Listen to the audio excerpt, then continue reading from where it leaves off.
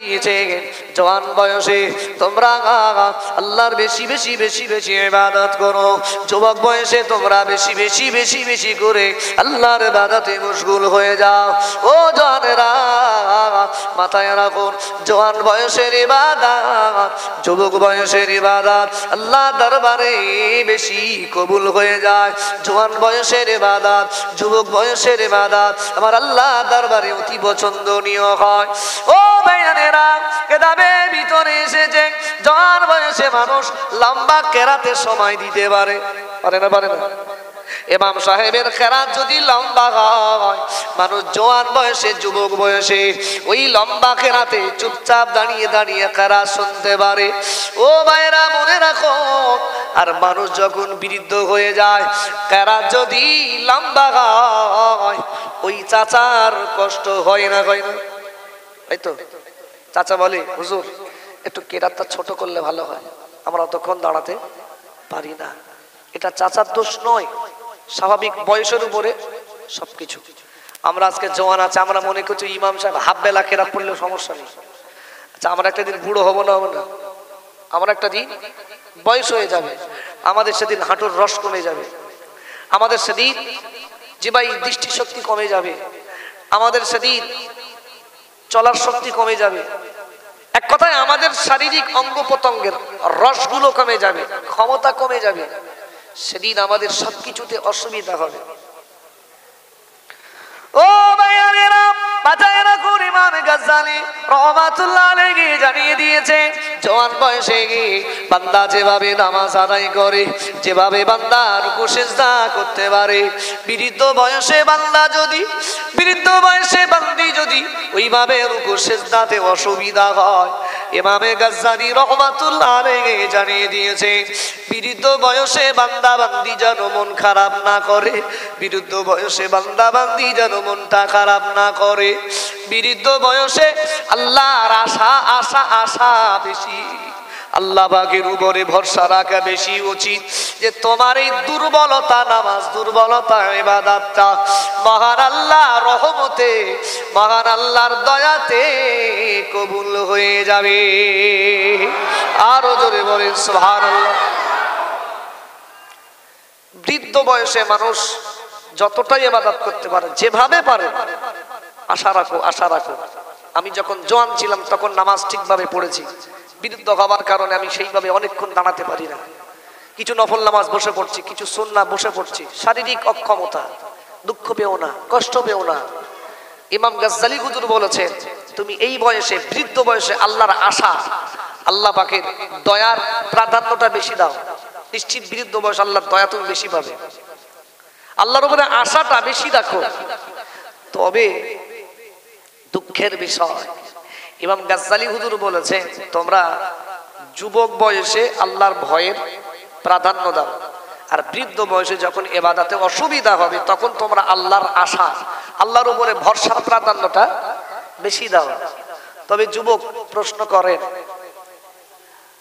যে বয়সে আল্লাহর ভয় করার বেশি দরকার, এ যুবক ঠিক সেই সময় মসজিদের ধারে পাশেও আসে না। যেই হাঁটুর রস কমে যায়, বাড়ি বৌজিরা খিটখিট করে। কেন? পুরুষ মানুষ যদি ইনকাম করতে পারে, বাড়ি তার দাম আছে। আর যদি এমাল যদি ইনকাম করা বন্ধ করে দেয়, যদি ইনকাম করে, বাড়ির বৌমারা না ভোরবেলা উঠে চা করে দেয়, বাবু চা খাবে, জানে এ বুড়োর টাকা আছে। কি আছে? এ বুড়োর টাকা আছে। দেখবেন, ভালো করে দেখবেন, বিবেচনা করে দেখবেন, যে শ্বশুরের মাল আছে, যে শ্বশুর এখনো ইনকাম করে, সেই শ্বশুরের খিদমত হয় না? হয় না? হয়। আর যে মাল অচল, হাত পেতে লেয়, বলছি চা খাতে যাবো 10 টাকা দিয়ে, ওর কপালে খুব বিপদ, ওর কপালে খুব বিপদ। 8টার সময় চা চেয়ে পাবে না, জানে এ মাল তো কিছু করে না, বরঞ্চ আমাদের হাত থেকে মাল নেয়, ওর খিদমত কম। ভাই, এমাল কি করে? যখন জওয়ান ছিল, নামাজ পড়ার ক্ষমতা ছিল, তখন পড়ে না, তখন আল্লাহর ভয় করিনি, যা ইচ্ছা তাই করেছে। আর বৃদ্ধ বয়সে যখন হাঁটুর রস কমে গেছে, বাড়ি আর জায়গা নেই, বাড়ি বসে থাকে, তা কি করে? শুধু বৌমাদের পিছনে লাগে, খিটখিট করে, বৌমারা রেগে যায়, বউ খিটখিট করে, ও তখন বাধ্য হয়ে কি করেছে, মসজিদের জায়গা নিয়েছে। কখন? বুড়ো বয়সে এসে কি করে, মসজিদ আলহামদুলিল্লাহ সবাই ভালো, কেউ চেয়ারে নামাজ পড়ে? চেয়ারে মুসল্লি আছে মসজিদে? আছে। যাক, তাদের অত অক্ষমতার কারণে। তবে চেষ্টা করবেন চেয়ার ছাড়া নামাজ আদায় করা। কেননা চেয়ারের নামাজ মহান আল্লাহর দরবারে পছন্দনীয় নয়। কি বলেছি? পৃথিবীর যত ইবাদত আছে সব থেকে নমনীয় মাথা নত করা ইবাদতের নাম হলো কি? নামাজ। কি বলুন? নামাজ। একটা মানুষ, ভাই চেয়ারে কারা বসে বলুন? চেয়ারে কারা বসে? যারা নেতৃত্ব দেয় না? দেয়। এখন আপনি মসজিদে এসেছেন, আমরা কার গোলামি করি? আল্লাহ। তো তাহলে তিনি মালিক, আমরা হলাম গোলাম। তাহলে গোলামের কাজ কি? সব সময় মাথা নত করে সেজদা করা। আচ্ছা ভাই, চেয়ারে বসে আর মাটিতে নামাজ পড়া, এই দুজনার মানে ওজন কি এক হবে? যে চেয়ারে নামাজ পড়ে তার ওয়েটটা কিন্তু আলাদা থাকে, তার সবসময় একটা বাবুয়ানা চাল হয় না? হয়। যদি কেউ চেয়ারে নামাজ পড়ে থাকেন, আমি দয়া করে বলবো আমার উপর যেন রাগ করবেন না। আমি যে কোরআনের কথাগুলো আমি সেটা বলছি, ভালো করে বুঝবেন। জি, চেয়ারে নামাজ আদায় করলে ওই নামাজে অতটা মাধুর্য থাকে না, মায়া থাকে না। কিতাবের ভিতরে এসেছে আপনি যদি মাটিতে নামাজ পড়েন, মাটিতে আল্লাহর কাছে মাটিতে সিজদা করেন, ওর একটা আলাদা মাধুর্য। নামাজের ভিতরে কিছু ফরজ আছে। কি ফরজ? সেটা হলো এই যে তাকবীরে তাহরিমা পড়া, এক নাম্বার ফরজ। দুই নাম্বার কিয়াম করা। কি করা? কিয়াম করা, অর্থাৎ দাঁড়িয়ে নামাজ পড়া। কথা বলবেন আমার সঙ্গে, দাঁড়িয়ে নামাজ পড়া। তিন নাম্বার কেরাত করা। কি করা? কেরাত। রুকু করা, সেজদা করা, শেষ বৈঠক করা, শেষ বৈঠকের পরে সালাম ফিরিয়ে নামাজ শেষ করা। এখন মনে করুন কোন মানুষের এই হাঁটুতে লেগেছে বা কোন মানুষের এই পায়ে একটুখানি এখানে ব্যথা, সে মানুষ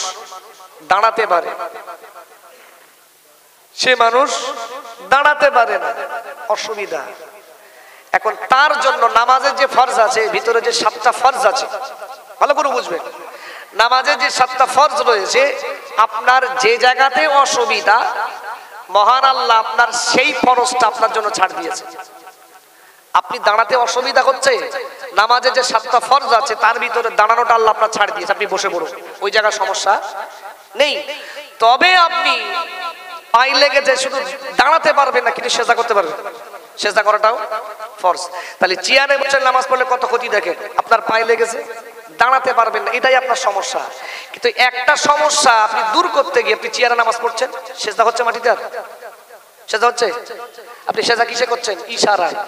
তাহলে সেজদা তো আপনি জমিনে করতে পারতেন, ওটা ফরজ ছিল, সেজদা করতে তো আপনি পাচ্ছেন, কিন্তু করেন নাই চেয়ারে বসে নামাজ পড়ার কারণে। তাহলে একটা ফরজ আপনার ছাড় ছিল, সেজদাটা আপনার ছাড় ছিল না। জন্য চেষ্টা করবেন চেয়ার ছাড়া নামাজ আদায় করা। ও আমার ভাইয়ানেরা, মহান আল্লাহ কোরআন শরীফের ভিতরে জানিয়ে দিয়েছেন, মহান আল্লাহ বললেন আল্লাযীনা ইয়াযকুরুনাল্লাহা কিয়ামা। আল্লাহ বললেন, বান্দা, আয় আমার বান্দা, তোমরা যখন আমি আল্লাহ আমার ইবাদতে যাবে, আমি আল্লাহ আমার জিকির করবে, দাঁড়ানো অবস্থাতে জিকির করবে। কি অবস্থাতে? দাঁড়ানো অবস্থাতে। তাফসীর কারকরা লিখেছেন এই জায়গাতে জিকিরের অর্থ হলো নামাজ। বলুন সুবহানাল্লাহ। নামাজ, তোমরা দাঁড়িয়ে নামাজ পড়ো। ও আমার ভাইরা, মহান আল্লাহ দ্বিতীয় নম্বরে জানিয়েছেন, যদি তোমরা না দাঁড়াতে পারো, কিয়ামা যদি তোমরা দাঁড়াতে না পারো, দাঁড়াতে যদি তোমাদের অসুবিধা হয়, মহান আল্লাহ বলেছেন উকুদাও, তাহলে তোমরা জমিনে বসে পড়ো, বসে আমি আল্লাহ আমার ইবাদতে মশগুল হয়ে যাও। আরো জোরে বলেন সুবহানাল্লাহ। ও আমার ভাইয়েরা, মহান আল্লাহ তৃতীয় নম্বরে বলেছেন, বান্দা কিয়ামত যদি দাঁড়াতে অক্ষম হও, ওকুউদা বান্দা তুমি বসে পড়ো। বসাও যদি তোমার ক্ষমতা না থাকে, আমি আল্লাহ জানিয়ে দিলাম ওয়ালা জুনুবিহিম, তাহলে তুমি জমিনের উপরে শুয়ে পড়ো। শুয়ে পড়ে তাও তুমি আমি আল্লাহ আমার ইবাদতে মশগুল হয়ে যাও। আরো যদি বলেন সুবহানাল্লাহ। ভাই দাঁড়াও, তিনটা অপশন আছে, হয় দাঁড়াও, নাই বসে পড়ো, নাই শুয়ে পড়ো। জি, তাহলে আমি যে কথাটা বলছি, বেশি চেয়ার করলি যারা চেয়ারে নামাজ পড়ে তারা কিন্তু গাল দেবে আমার, তার কি করবে, আমার গাল দেবে। এই জন্য আমি কারোর জন্য বলিনি, আমার কোনো দরকার নেই আমি কারোর সঙ্গে বিবাদমূলক কথা বলে চলে যাওয়া, এটা আমার উদ্দেশ্য নয়। তবে তারপরেও অনেক মানুষ অনেক কাজ হয়ে যায়, তারা জানে না, আসলে না জানার কারণে ভুলটা হয়ে যায়। এই জন্য আমি সন্তান হিসাবে জাস্ট আমি আপনাদেরকে একটু পরামর্শ দিলাম, আর কিছু নয়। যে ভাই তাহলে ইমাম গাজ্জালী রাহমাতুল্লাহ আলাইহি বলেছেন জওয়ান বয়সে আল্লাহর ভয় প্রাধান্য পাওয়া বেশি উচিত, আর বৃদ্ধ বয়সে গিয়ে তোমার ইবাদতে যদি কোনো ত্রুটি হয়, শরীর অক্ষমতার কারণে, ওই সময় তুমি আল্লাহর আশা আল্লাহর ভরসার প্রাধান্য দাও। নিশ্চিত আল্লাহর দয়া এত, আল্লাহর মায়া এত, নিশ্চিত তোমার ওই নামাজের ত্রুটি মুক্ত করে তোমার ইবাদত আল্লাহর দরবারে কবুল হয়ে যাবে। জোরে বলেন সুবহানাল্লাহ। তবে একজন ইমানদার আর একজন গুনাহগার, একজন মুমিন একজন ফাসিক, এই দুইজনের দুই রকম কোয়ালিটি হয়। কিতাবের ভিতরে এসেছে একজন ইমানদার, সে যদি তার দ্বারা যদি কোনো গুনাহ হয়, সে এত ভয় পায়, গুনাহটাকে এত বড় মনে করে, সে গুনাহটাকে এত বড় মনে করে, সে মনে করে যে তার মাথার উপরে একটা পাহাড়, কি পাহাড় মাথার উপরে ঝুলছে, কিছুক্ষণ পরে এই পাহাড়টা তার মাথার উপরে পড়ে তাকে জমিনে গেড়ে দেবে, এত ভয় করে একটা গুনাহ হয়ে গেলে। কিন্তু একজন কাফের যখন গুনাহ করে, একজন গুনাহগার একজন ফাসিক যখন গুনাহ করে, সে গুনাহটাকে হালকা মনে করে, কোনো ব্যাপারই না। আজ পৃথিবীতে মানুষ গুনাহগুলোকে হালকা মনে করে বলেই আজ মিথ্যা কথার ফোয়ারা ছোটে, ছোটে না ছোটে না ছোটে, আজ অহংকারের ফোয়ারা ছোটে। আজ যে ভাই গুনাহটাকে বান্দা হালকা মনে করে বলে হারাম হালাল কোনো বাছাই করে না। কিন্তু বান্দা যদি জানতো যে একটা গুনাহ করলে, একটা মিথ্যা কথা বললে তার শাস্তি কত ভয়ানক, বান্দা যদি জানতো হারাম হালাল যদি বাছাই না করি এর শাস্তি কত ভয়ানক, নিশ্চিত বান্দা কখনো গুনাহকে হালকা মনে করতো না।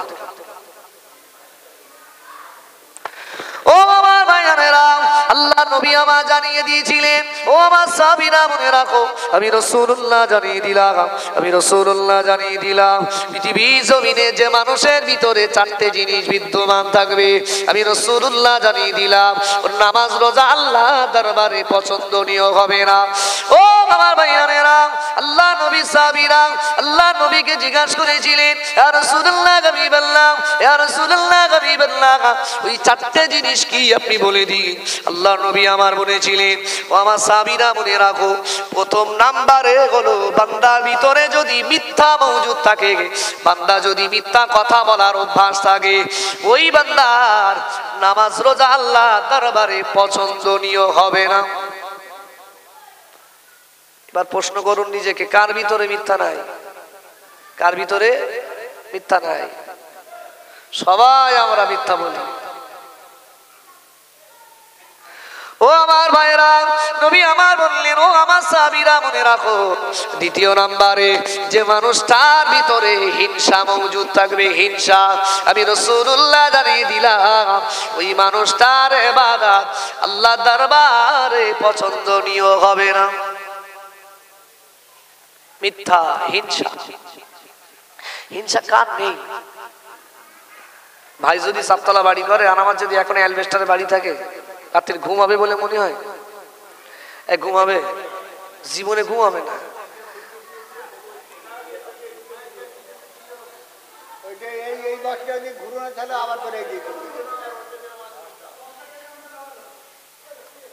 ঘুরিয়ে দাও, ঘুরিয়ে দাও, সেদিক দিলে ঘুরিয়ে ভালো লাগে। জি ভাই, পাশের বাড়ি আমার ভাই যদি 2-4 বিল্ডিং করে, আমার ভাই যদি ভালো ব্যবসা চলে, ও স্বাভাবিক আর এক ভাইয়ের হিংসা হবে। স্বাভাবিক হবে। আপনি করবেন না, শয়তান আসবে, সে বলবে এই তোর ভাই দেখ, তোর ছোট ভাই, তুই বড় আরো ছোট, দেখো 4 তলা বাড়ি, আর তুই এখন এই অ্যালবেস্টারে মরতেছিস। হ্যাঁ, এই শুরু হয়ে গেল। শয়তান যদি একবার দাগা দিয়ে গেছে, শুরু হয়ে গেছে।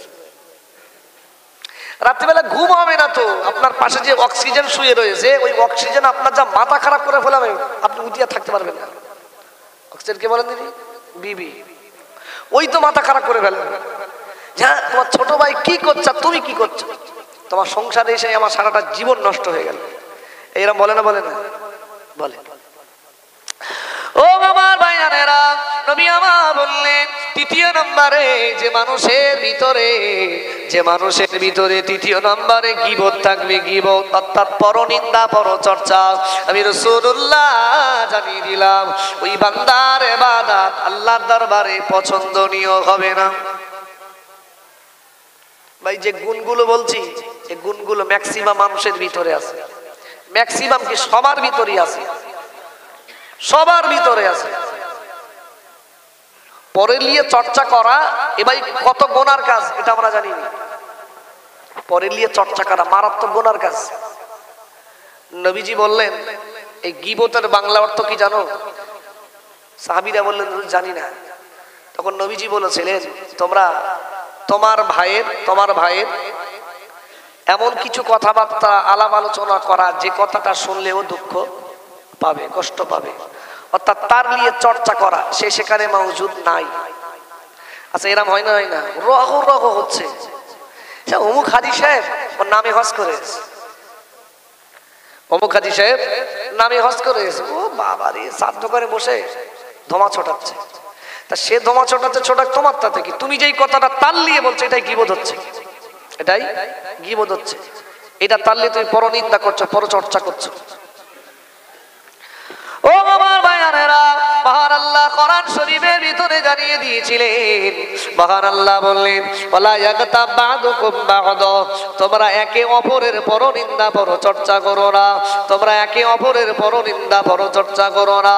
আমি রব্বুল আলামিন আল্লাহ জানিয়ে দিলাম আইয়ুহিব্বু আহাদুকুম, তোমাদের ভিতরে কি কেউ আছে যে পছন্দ করে আইয়াকুলা লাহমা, ওই গোশতটা খেতে পছন্দ করে, লাহমা আখিহি মাইতান ফাকারিহতুম।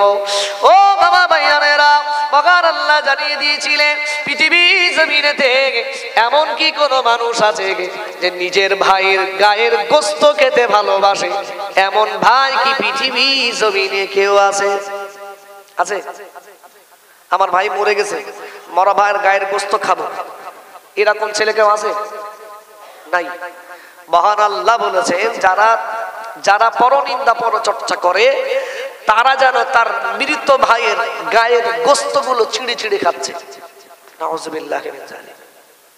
কিন্তু আমরা গীবতের পরনিন্দার ফোয়ারা ছুটিয়ে দিই। নবীজির একজন সাহাবী এসে বলেছিলেন, নবীজি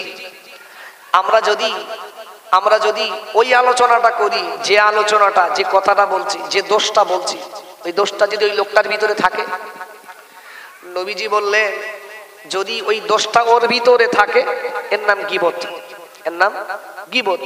মনে করুন আপনাদের ভিতরে একজন চুরি করে, তাহলে চুরি করাটা তার ভিতরেই অন্যায়টা আছে, এই কথাটা যদি আমি তার অবর্তমানে পিছনে বলি, এটা তার নামে গীবত। কিন্তু কোনো ভালো লোক, চোর নয়, চুরি করে না, ওই কথাটা যদি ওর পিছনে বলি লোকটা চোর, নবীজি বলেছেন তুমি ওর উপরে মিথ্যা তহমত লাগালে, ওর উপরে মিথ্যা অপবাদ দিলে কিয়ামতের মাঠে হিসাব দেওয়া লাগবে। তাহলে কোনো কথাটাই বলা যাবে না। অনেক লোক আবার বলে না ও করে বলে বলি, তো ও কথাটা তোমারটা দেখি। তোমার যদি একান্তই ওর দোষটা বা ওর কাজটা ভালো করাতে ইচ্ছা হয়, ওকে গোপনে ডাকো, ওর পার্সোনাল ডাকো, ওকে বলো। এই যে লোকালয় তুমি বলছো, তোমার উদ্দেশ্য তাকে ভালো করা নয়, তাকে ছোট করা তোমার উদ্দেশ্য।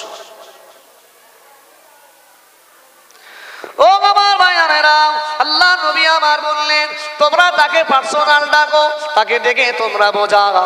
সে যদি না বোঝে তখন তুমি তার হেদায়েতের জন্য মহান আল্লাহ দরবারে দোয়া করো, আল্লাহ পাক আল্লাহ পাক আমার এই ভাইকে, আপনার এই বান্দাকে আল্লাহ আপনি ভালো করে দিন। আল্লাহ পাক আপনি আমার এই ভাইটাকে পূর্ণাঙ্গ হেদায়েত নসিব করুন।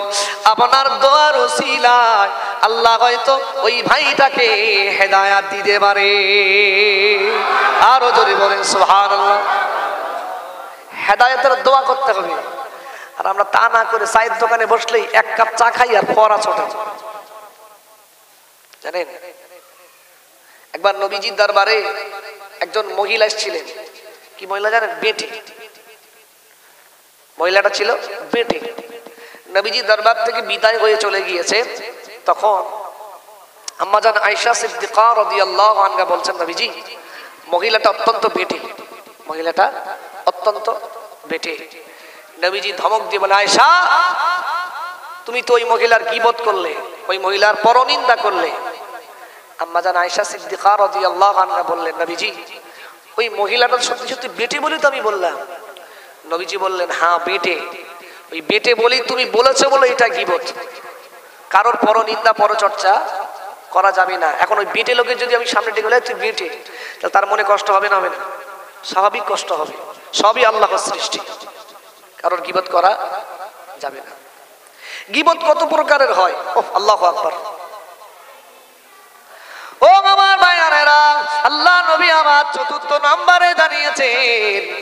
নবী আমার বললেন, প্রথম নম্বরে যে মানুষের ভিতরে মিথ্যা থাকবে, দুই নম্বরে যে মানুষের ভিতরে হিংসা থাকবে, তিন নম্বরে নবী আমার বললেন যার ভিতরে গীবত থাকবে, চতুর্থ নম্বরে নবী আমার বললেন যার ভিতরে অহংকার থাকবে, যার ভিতরে অহমিকা থাকবে, তাকাব্বুরি থাকবে।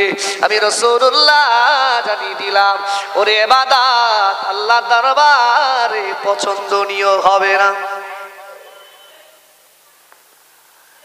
এখানে অহংকার কার নেই? যার শিক্ষা আছে তার শিক্ষার গরম, যার টাকা আছে টাকার গরম, যার পাওয়ার আছে পাওয়ারের গরম। আছে না নাই? আছে। যার বংশ ভালো বংশের গরম।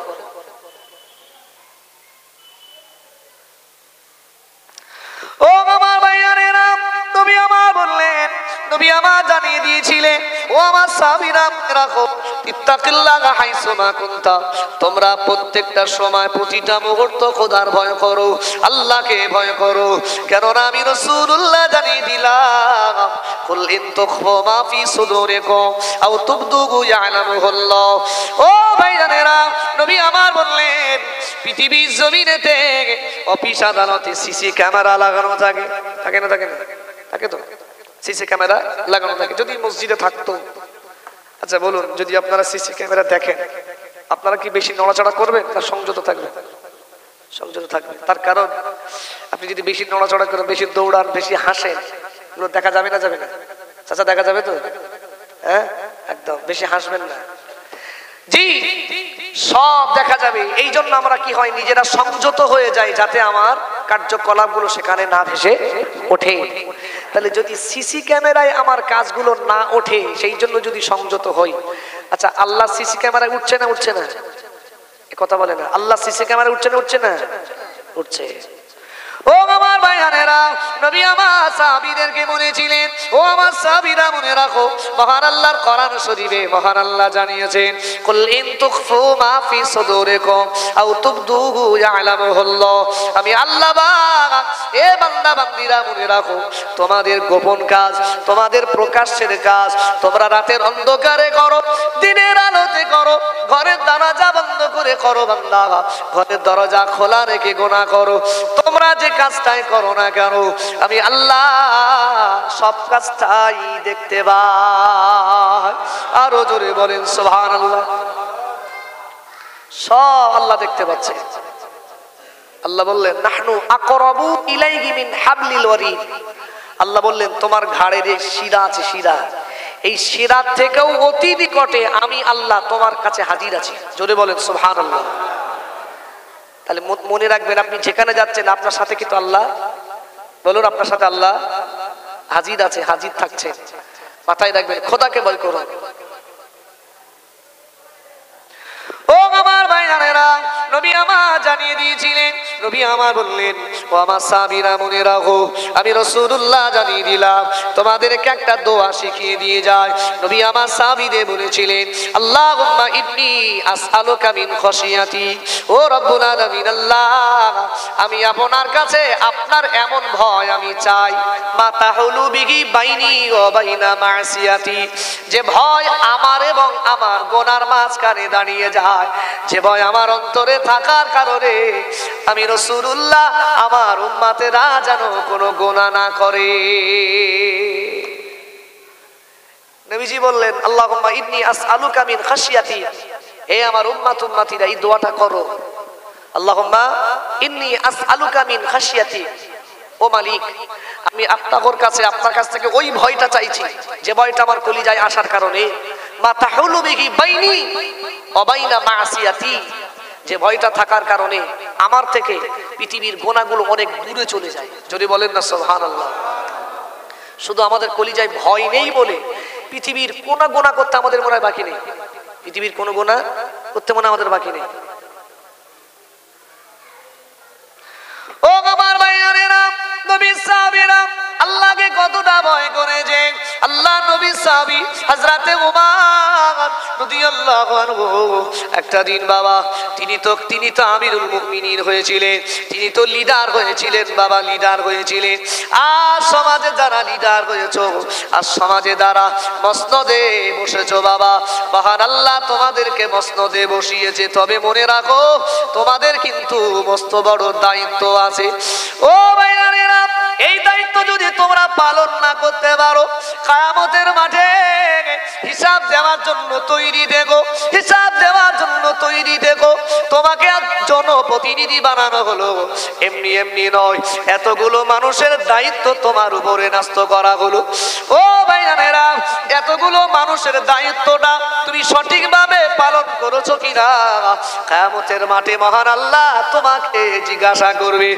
একটা জায়গাতে তুমি যদি ফেল করো, তোমার জন্য মহান আল্লাহ শাস্তি বরাদ্দ করেছে। কি করেছে? শাস্তি। প্রত্যেকটা মানুষের যে যা কাজ পায়, যে যা পদ পায়, সব আজকে যা পেয়েছি এর দায়িত্ব, কিন্তু এর দায়িত্বর বিষয় মহান আল্লাহ আমাদের জিজ্ঞাসা করবে। যদি আমরা পরিপূর্ণ হিসাব না দিতে পারি, আল্লাহর কাছে হিসাব দেওয়া লাগবে। জি ভাই, ঠিক ওই রকম হযরতে ওমর ফারুক রাদিয়াল্লাহু, তিনি মসনদে বসেছিলেন।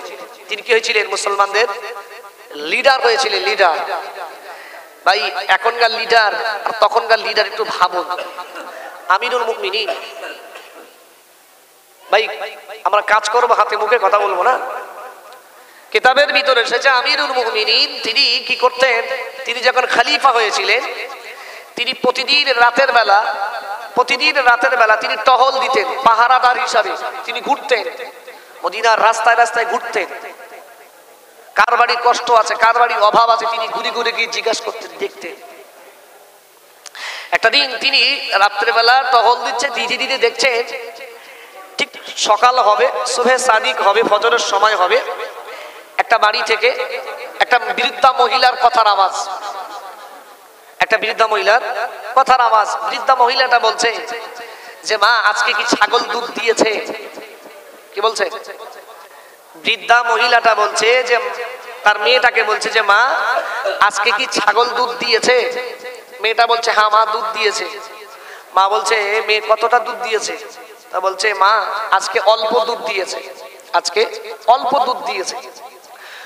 তো তখন বৃদ্ধা মহিলা মা তখন মেয়েটাকে বলছে মেয়ে এক কাজ কর, দুধওয়ালা যখন দুধ নিতে আসবে, বিগত দিন যতটা সে দুধ নেয় আজকে যদি কম হয় দুধওয়ালা রেগে যাবে, তুই এক কাজ কর, দুধে একটু পানি মিশিয়ে বিগত দিনের মতো দুধের পরিমাণটা করে নে।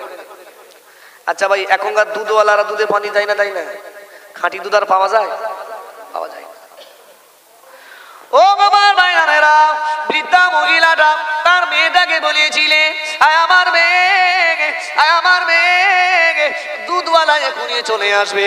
আজকে যদি দুধ কম দাও তাহলে দুধওয়ালা রেগে যাবে, দুধওয়ালা রেগে যাবে, রাগান্বিত হবে। আয় আমার মেয়ে, মনে রাখো, তুমি এক কাজ করো, দুধে একটু পানি মিশিয়ে দাও, পানি মিশিয়ে দাও। ও আমার ভাইজানেরা, ওই মেয়েটা বলেছিলেন, আম্মা জান, তোমার কথাটা আমি শুনতে পারলাম না, তোমার কথাটা আমি মানতে পারলাম না, কেননা আমাদের আমিরুল মুমিনিন খলিফাতুল মুসলিমিন হযরত ওমর ফারুক রাদিয়াল্লাহু আনহুর আদেশ হলো যেন কোন দুধওয়ালা দুধে যেন পানি না মেশায়। কি বলো? যিনি আমাদের খলিফা, যিনি আমাদের লিডার, তার আদেশ হলো কেউ যেন দুধে ভেজাল না দেয়, দুধে যেন পানি কেউ না মেশায়।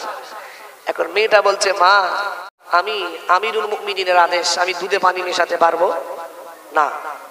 এখন মা বলছে, কচি এক কাজ কর, আমিরুল মুমিনিন সে তো এখানে নাই, সে তো দেখতে পাচ্ছে না, কিন্তু আমিরুল মুমিনিন সব তো বাইরে থেকে শুনছেন।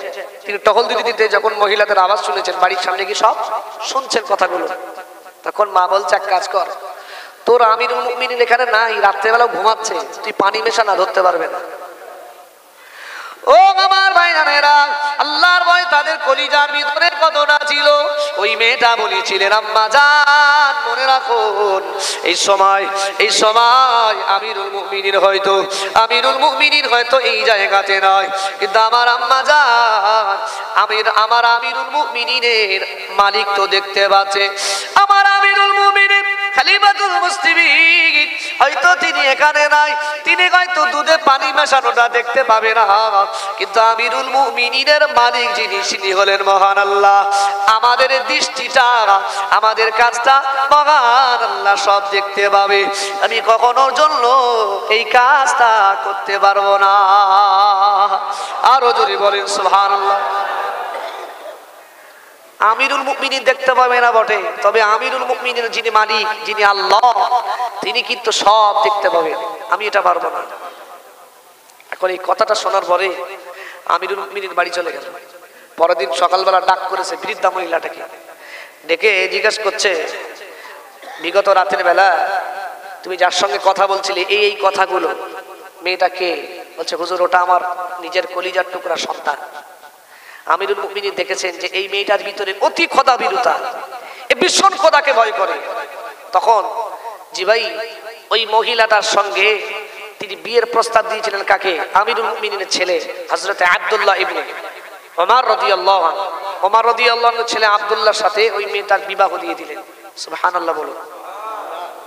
কেন দিলেন? এই মেয়েটার ভিতরে খোদার ভয় রয়েছে। তা আমিরুল মুমিনিন একদিন ডাক দিয়েছেন বৌমাকে, ডেকে বলছে, বৌমা শোনো, আমি যখন বাড়ি থেকে বার হব আর যখন আমি বাড়ি আসবো কোথা থেকে, তুমি আমাকে একটা কথাই বলবে, ওমর দেখতে পায় না কিন্তু ওমরের আল্লাহ দেখতে পাচ্ছে। তুমি এই কথাটা বারবার আমাকে শোনাবে, কেননা এই কথাটা যখনই আমার স্মরণে থাকবে যে ওমর দেখতে পায় না কিন্তু সব কাজ ওমরের আল্লাহ, বলুন ওমরের আল্লাহ সব দেখতে পাচ্ছে, আমি ওমর, এই কথাটা যতক্ষণ আমার ব্রেনে থাকবে, পৃথিবীর কোনো খারাপ কাজ আমি ওমর আমার দ্বারাই হবে না। জোরে বলেন সুবহানাল্লাহ। একবার ভাববে আপনি আপনার গার্লফ্রেন্ডের সঙ্গে ভিডিও কলে কথা বলছেন, একবার ভাববেন আপনি আপনার মাকে লুকাতে পেরেছেন, আপনার বাপকে লুকাতে পেরেছেন, তবে আপনার বাপের যিনি মালিক মহান আল্লাহ, আল্লাহকে কিন্তু লুকাতে পারেননি। এই কথাটা শুধু ভাববেন। আপনি কি ভাবছেন? কিয়ামতের মাঠে আপন বলে কেউ থাকবে না, নিজের বলে কেউ থাকবে না। সেদিন বড্ড অসহায় হয়ে যাবে। কেননা আমরা প্রত্যেকেই জানি, প্রত্যেকেই আমরা বলি, ঘরের শত্রু বিভীষণ, বলি না? ঘরের লোক যদি চোর হয়, কোথায় আর তালা মারবো? ঘরের বাড়ির লোক যদি চোর হয়, কোথায় তালা মারবো? এই জন্য নিজের ঘরের লোক যদি নিজের শত্রু হয়, ও দুঃখের কারোর সাথে বলা যায় না। এই হাত পা চোখ কান নাক আমার, কিয়ামতের মাঠে এরাই আমাদের বিপক্ষে সাক্ষী দেবে। আচ্ছা, এর মতো আফসোস আর কিছু আছে? যে হাত এতদিন আমার হয়ে কাজ করছে, কিয়ামতের মাঠে এই হাত আমার বিপক্ষে সাক্ষী দেবে, এর জবান খুলে যাবে। তাহলে সেদিন আর রাস্তা আছে বাঁচার? ও আমার ভাই, ভাইজানেরা, মহান আল্লাহ পাক কোরআন শরীফের ভিতরে বললেন, আফা হাসিবতুম আন্নামা খলাকনাকুম আবাসা। আল্লাহ পাক জানিয়ে দিলেন, বান্দা মনে রাখো, পৃথিবীর জমিনে আমি আল্লাহ পাক জানিয়ে দিলাম, আমি আল্লাহ পাক তোমাদেরকে পৃথিবীতে পাঠিয়েছি অনর্থক নয়, অহেতুক নয়, বেকার নয়। আমি আল্লাহ পাক তোমাদেরকে একটা উদ্দেশ্য দিয়ে পৃথিবীতে পাঠিয়েছি। বলুন সুবহানাল্লাহ। পৃথিবীর আমরা সৃষ্টি, আমাদের প্রত্যেকের কাজে একটা উদ্দেশ্য থাকে না? থাকে না? থাকে তো। ঘর বানাই, বাড়ি বানাই, গাড়ি কিনি, টাকা পয়সা, কাজ কাম যা কিছু করি, প্রত্যেকের উদ্দেশ্য থাকে। উদ্দেশ্য ছাড়া মানুষ কোনো কিছু করে না। তাহলে সৃষ্টির যদি কাজের ভিতরে একটা উদ্দেশ্য থাকে, তাহলে যিনি আমাদের মালিক, যিনি আমাদের খালিক, যিনি সৃষ্টি করেছেন, তাহলে তার কাজে উদ্দেশ্য থাকবে না, তিনি উদ্দেশ্য ছাড়া আমাদের বানিয়েছেন, এটা হতে পারে না। তবে আল্লাহ তারপরেই বললেন, সুম্মা ইলাইনা তুরজাউন। বান্দা মনে রাখো, তোমাদেরকে একটা দিন কিন্তু আমার কাছে ফিরে আসতে হবে। তোমাদের প্রত্যেককেই আমার কাছে ফিরে আসতে হবে। তোমরা এই পৃথিবীর 40 বছর 50 বছর জিন্দেগিতে তোমরা বেশি বেশি করে নেক কাজ করো। কেননা আজকে তুমি যাদেরকে নিজের মনে করছো, একটা দিন সে তোমার নিজের হবে না, সে তোমার বিপক্ষে সাক্ষী দেবে।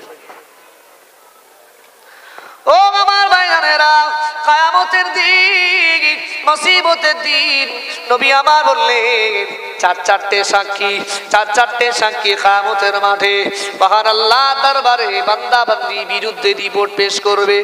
ও আমার ভাইজানেরা, মহান আল্লাহর কোরআন জানিয়েছে, লাহুম কুলুবুল লা ইয়াফকাহুনা বিহা। মহান আল্লাহ জানিয়েছে, পৃথিবীর বান্দা বান্দিকে অন্তরখানাটা দান করেছে। মহান আল্লাহ জানিয়েছেন, এই অন্তরে আমি আল্লাহ শুধু আমার ভয় থাকবে। কার থাকবে? এই অন্তরখানা দিয়েছে আল্লাহ, বলেন আমার ভয় থাকবে, আমার মহব্বত, আমার ভালোবাসা থাকবে। আর আমার জন্য, আমি আল্লাহ আমার জন্য পৃথিবীর সবাইকে মায়া করে, তবে উদ্দেশ্য হবে আমার। আচ্ছা, এবার সত্যি সত্যি বলুন, এই অন্তরে আল্লাহর জায়গা আছে না টুনটুনি ময়না পাখি জায়গা আছে? কথা বলেন। ও আমার যুবক ভাইয়েরা, মনে রাখুন, সারা রাত আপনি ভিডিও কলে কথা বলতে বলতে কাটিয়ে দিলেন, ফোন আপনি রাখতে চাইছেন না। কেন চাইছেন না? আপনার গার্লফ্রেন্ড অখুশি হবে, আপনার গার্লফ্রেন্ড অখুশি হবে, আপনার ঘুমে আপনার চোখখানাটা ফেটে যাচ্ছে, তারপরও আপনি ফোনটা রাখছেন না। ফোনে কথা বলছেন, ওই মহিলার সাথে আপনার কথা হচ্ছে। ও আমার ভাইরা, মনে রাখো, কিন্তু ফজরের সময় মুয়াজ্জিন সাহেব আযান লাগায়, আসসালাতু খায়রুম মিনান নাওম। এ পৃথিবীর মানুষেরা উঠে বড়, তোমার ওই ঘুমের থেকে নামাজটা হলো উত্তম। এ দুনিয়ার মানুষেরা উঠে বড়, একটু আল্লাহর সঙ্গে কথা বলে নাও, একটু আল্লাহর সঙ্গে কথা বলে নাও, একটু আল্লাহর সঙ্গে কথা বলার সময় হয়েছে, একটু আল্লাহর সঙ্গে কথা বলো। ও দুনিয়া মানুষেরা, মনে রাখো, তুমি তোমার গার্লফ্রেন্ডের সঙ্গে 10 ঘন্টা 8 ঘন্টা কথা বললে, বরঞ্চ ওই কথা বলায় তোমার গুনাহ হয়েছে, এক বিন্দু পরিমাণ নেকি হয়নি। ওই গুনাহ করার কারণে তোমার দিল মুদ্রা হচ্ছে, তোমার অন্তরে শয়তান জায়গা করে নিচ্ছে। কিন্তু ফজরের সময় তুমি যদি বিছানাটা ছেড়ে দিয়ে একটু আল্লাহর সঙ্গে কথা বলার জন্য তুমি যদি ওযু করে উঠে পড়তে, নবী আমার জানিয়ে দিয়েছে, এশার নামাজ পড়ে ফজরের নামাজের উদ্দেশ্য নিয়ে যারা ঘুমায়, সারা রাত নফল ইবাদতের সওয়াব আল্লাহ পাক নামাজ আমলে তার লিখে দেয়। আরো জোরে বলেন সুবহানাল্লাহ।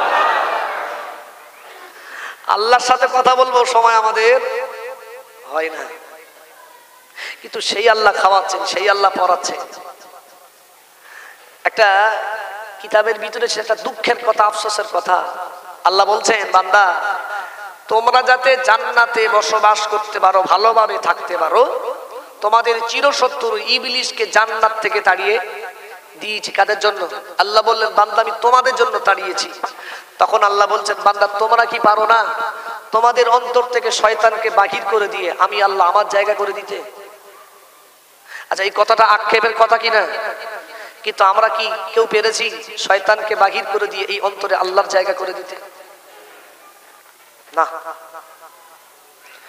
ও বাবা ভাই, ভাইজানেরা, এই অন্তরে যদি আল্লাহর ভয় না থাকে, এই অন্তরে যদি আল্লাহর ভালোবাসা না থাকে, কিয়ামতের দিন ওই বান্দাটা জাহান্নামী হবে, ওই বান্দাটা জাহান্নামী হবে। মহান আল্লাহ জানিয়েছেন, লাহুম কুলুবুন লা ইয়াফকাহুনা বিহা ওয়া লাহুম আ'য়ুনুন লা ইউবসিরুনা বিহা। মহান আল্লাহ এই চোখ দুখানা দান করেছে, এই চোখ দ্বারাই দুনিয়ার মানুষ কি করবে? চোখ দ্বারাই কোরআন শরীফ দেখবে, চোখ দ্বারাই চোখের মাধ্যমে মসজিদে যাবে, চোখের মাধ্যমে মাদ্রাসাতে যাবে, চোখ দ্বারা হালাল ভাবে ব্যবসা বাণিজ্য করবে, দুনিয়া করবে। ও আমার ভাইরা মনে রাখুন, আরে চোখ দ্বারাই মসজিদে না এসে যদি মদের আড্ডাতে যাও, এই চোখ দ্বারাই যদি তুমি তাসের আড্ডাতে চলে যাও, কিয়ামতের মাঠে এই চোখের জবান খুলে যাবে। এই চোখ সেদিন মহান আল্লাহর দরবারে আমার তোমার বিরুদ্ধে রিপোর্ট পেশ করবে। ও রব্বুল আলামিন আল্লাহ, এই চোখ আমার দ্বারায় কত গুনাহ করেছে, গুনাহ করেছে, আজ আমি এর বিপক্ষে সাক্ষী দিলাম, একে আপনি জাহান্নামী বানিয়ে দিন। এই চোখ বিপক্ষে সাক্ষী দেবে, সেদিন বান্দা কষ্ট পাবে। হাই সর্বনাশ, এ চোখ তো আমার ছেলে, এ আজকে আমার বিপক্ষে কথা বলে। শরীরের অঙ্গ প্রত্যঙ্গ গুলো সব সেদিন আল্লাহর দরবারে প্রথম নাম্বার রিপোর্ট পেশ করবে। সেদিন বান্দা ভয় পাবে, আল্লাহ নিজের অঙ্গগুলো যদি আমার বিরুদ্ধে সাক্ষী দেয়, তাহলে আজ আমার বাঁচার উপায় আছে? ও আমার ভাইয়েরা, দ্বিতীয় নম্বরে নবী আমার বলেছে, আমরা প্রত্যেকেই জানি আমাদের দুই কাঁধে ফেরেশতা বসানো আছে, আছে না নাই? আছে। মহান আল্লাহর কোরআন, মহান আল্লাহ কোরআন শরীফে বলেছেন, কারামান কাতিবিন, তোমাদের কাছে আমি দুইজন লিপিকার বিন্দুকে নিযুক্ত করেছি, তারা শুধু তোমাদের কার্যকলাপগুলো লিখে রাখবে।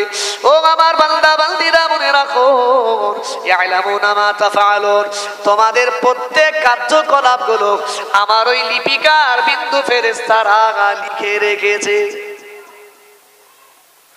যা কিছু করছি একবার যদি চুপি চুপি সুবহানাল্লাহ এটা পড়ে রাখি, এটাও ফেরেশতা লিখছে। আর যদি মনে মনে মনে মনে কারোর প্রতি গাল দিই, ওটাও ফেরেশতা, বলো ফেরেশতা লিখে রাখছে। তাহলে বাঁচার উপায় আছে? ফেরেশতারা সব লিখে রাখছে, সব কিছু তার কাছে মওজুদ। আল্লাহর দরবারে রিপোর্ট ফেলে দেবে, আল্লাহ এর ফয়সালা এই যে। ও আমার ভাইরা, নবী আমার বললেন তৃতীয় নম্বরে, নবী আমার জানিয়ে দিয়েছেন তৃতীয় নম্বরে বান্দা বান্দির আমলনামাটা মহান আল্লাহর দরবারে রিপোর্ট পেশ করবে। মহান আল্লাহর কোরআন শরীফে মহান আল্লাহ জানিয়েছেন, ফাম্মা মান উতিয়া কিতাবাহু বিয়ামিনি ফায়াকুলু হাউম ইকরাউ কিতাবিয়া। ও ভাইরা, মহান আল্লাহ কোরআন শরীফে জানিয়ে দিয়েছেন, কিয়ামতের দিন, মুসিবতের দিন, যার ডান হাতে আমলনামা দেবে, যারা ডান হাতে জান্নাতের সার্টিফিকেটটা দেবে, ওই মানুষটা জান্নাতি মানুষ হওয়ার পরে সারা হাসরবাসীকে বলবে, তুমি আমার একটুখানি আমলনামাটা পড়ে দেখো, এই দেখো না আমার দুনিয়ার জীবনের আমল, এটা হলো মহান আল্লাহর জান্নাতের সার্টিফিকেট, আমি জান্নাতি হয়ে গেছি, আমি আজকে দিনে পাস করে গেছি। ও ভাইরা, একটু উপলব্ধি করুন, পৃথিবীর জমিনে কোনো ছেলে মেয়ে যদি পরীক্ষায় ভালো ফলাফল করতে পারে, ভালো রেজাল্ট করে, ওই ছেলেটাকে মেয়েটাকে বলতে হয় না তুমি তোমার পরীক্ষার রেজাল্টটা দেখাও, বলতে হয়। সে বরঞ্চ খুশি খুশি এসে দেখায়, আব্বা দেখো এটা আমার রেজাল্ট। তো জানে এই রেজাল্ট দেখালে আমার পিতামাতা খুশি হয়ে যাবে, পিতামাতা আমায় আদর করবে, আমায় মহব্বত করবে। আর যার রেজাল্ট খারাপ হয় সে ওখান থেকে মাল ছিঁড়ে দেয়, ওর দরকার নেই, বাড়ি দেখানি, বলছি কত পেয়েছি, ও পেয়েছি, পাস করেছেন, আচ্ছা মাল দেখাতে কিচ্ছু না, জোগাড়ে কাজে যাবে। ও আমার ভাইরা, ঠিক কিয়ামতের মাঠে যারা জান্নাতে আমলনামা পাবে, যারা জান্নাতের সার্টিফিকেট পাবে, তারা সেদিন হাসর মাঠে খুশি খুশি হয়ে হাসরবাসীকে নিজের আমলনামা দেখতে বলবে, এই দেখো না দেখো না এটা আমার আমলনামা। ও আমার ভাইরা, মহান আল্লাহ দ্বিতীয় নম্বর আয়াতে মহান আল্লাহ জানিয়েছেন, ও আম্মা মান উতিয়া কিতাবাহু বিশিমালি, আর যাদের বাম হাতে আমলনামা দেওয়া হবে, তারা সেদিন আম্মা মান উতিয়া কিতাবাহু বিশিমালি ফায়াকুলু ইয়া লাইতানি লাম উতা কিতাবিয়া, সারা সেদিন আফসোস করে বলবে, আজকে যদি আমার আমলনামাটা না দেওয়া হতো, আমি যদি মরে যাবার পরে মাটি হয়ে যেতাম, আজকে যদি হাসর মাঠে আমাকে না তোলা হতো। ও ভাইরা, আর যারা পৃথিবীর জমিনে সন্তান সন্ততির জন্য পরকালটা নষ্ট করে ফেলছো, আর যারা পৃথিবীর জমিনে মালামালের কারণে সম্পদের কারণে অহংকারে বাবা দিনটাকে নষ্ট করে ফেলছো, নামাজ আদায় করো না, আল্লাহর ইবাদত করো না, কিয়ামতের দিন মহান আল্লাহ জানিয়েছে মা গনা আন্নি মালিয়া, সেদিন কোন জাহান্নামীকে তার মাল ধন সম্পদ, কোন জাহান্নামীকে মাল জান্নাতে নিয়ে যেতে পারবে না। মা গনা আন্নি মালিয়া, তার দুনিয়ার মালামাল তার কোনো কাজে আসবে না। হালাকা আন্নি সুলতানিয়া, আর কিয়ামতের মাঠে তার বাদশাহিত্ব তাকে জান্নাতে নিয়ে যেতে পারবে না। ও ভাইরা, ওই জাহান্নামীটা মনে মনে ভাববে পৃথিবীর জমিনে চেয়ার ছিল বলে, বাবা টাকা ছিল বলে, অর্থ ছিল বলে আমি আমার জীবনে আল্লাহ আল্লাহ আল্লাহ আল্লাহর কাজ করতে পারলাম না, তবে আজকে কিয়ামতের মাঠে আমার মাল আমার সম্পদ, আজকে দিনে আমার বাদশাহিত্বটা আমার কাজে আসলো না, সব বেকার। জি জি, সেদিন সে ভাববে আজকে দিনে আমার বাদশাহিত্বটা আমার মালামাল সব বেকার, কোনো কাজে আসে না। এই টাকা টাকা অর্থ অর্থ সম্পদ ইলে আমাদের মারপিট। আল্লাহ বলছেন ইযা যুলজিলাতিল আরদু জিলজালাহা। আচ্ছা, এই সূরাটা অনেকের মুখস্থ আছে না নাই? আছে। আল্লাহ বললেন সেদিন যখন জমিন কি হবে, কম্পিত হতে থাকবে, কম্পিত অর্থাৎ ভূমিকম্প হবে। কি হবে? ভূমিকম্প হবে। কিতাবের ভিতরে এসেছে ইযা যুলজিলাতিল আরদু জিলজালাহা ওয়া আখরাজাতিল আরদু আসফালাহা। আর জমিন কি করবে? জমিন তার নিচে থেকে সবকিছু উগরে দেবে, অর্থাৎ সোনার খনি, রূপার খনি, বড় বড় খনিগুলো জমিন ভূমিকম্পে মাটিগুলো তলার খনিগুলো সব উপরে তুলে দেবে। অকালাল ইনসানু মালাহা, সেদিন মানুষগুলো দেখবে আর বলবে কি হচ্ছে, কি হচ্ছে। বান্দাগুলো সেদিন বলবে এই অর্থের জন্য, এই সোনার জন্য, এই রূপার জন্য, এই মালামালের জন্য পৃথিবীতে কত মারপিট করেছি, কত ফিতনা ফাসাদ করেছি। আজকে দিনে সেই সোনার খনি পড়ে রয়েছে, আজকে দিনে রূপার খনি পড়ে রয়েছে, তবে সেগুলো নিয়ে ব্যবহার করার মতো লোক আর একটাও নাই। মাল পড়ে থাকবে, লোক থাকবে না, কেউ নেবার থাকবে না। ইয়াউমাইদিন তুহাদ্দিসু আখবারাহা। সবথেকে ভয়ঙ্কর বিষয় বান্দা, তুমি পৃথিবীর যে জায়গাতে গুনাহ করেছো সেই জায়গার জমিন ইয়াউমাইদিন তুহাদ্দিসু আখবারাহা, আল্লাহর দরবারে খবর পেশ করবে। সেই জায়গার জমিন কথা বলবে কিয়ামতের মাঠে। আল্লাহকে বলবে আল্লাহ আমি অমুক জায়গার জমিন, আমি পৈলানের অমুক জায়গার জমিন, এই বান্দাটা ওই জায়গাতে দাঁড়িয়ে দাঁড়িয়ে গুনাহ করেছে, ওই জায়গাতে বসে বসে তাস খেলেছে, ওই জায়গাতে বসে বসে মদ্যপান করেছে, আল্লাহ একে ছেড়ে দিও। ভাই সেদিন কিন্তু বাঁচার রাস্তা থাকবে না, বাঁচার রাস্তা আর থাকবে না। তার কারণ সেদিন আপনার নিজের অঙ্গ প্রত্যঙ্গ গুলো আল্লাহর দরবারে রিপোর্ট পেশ করবে।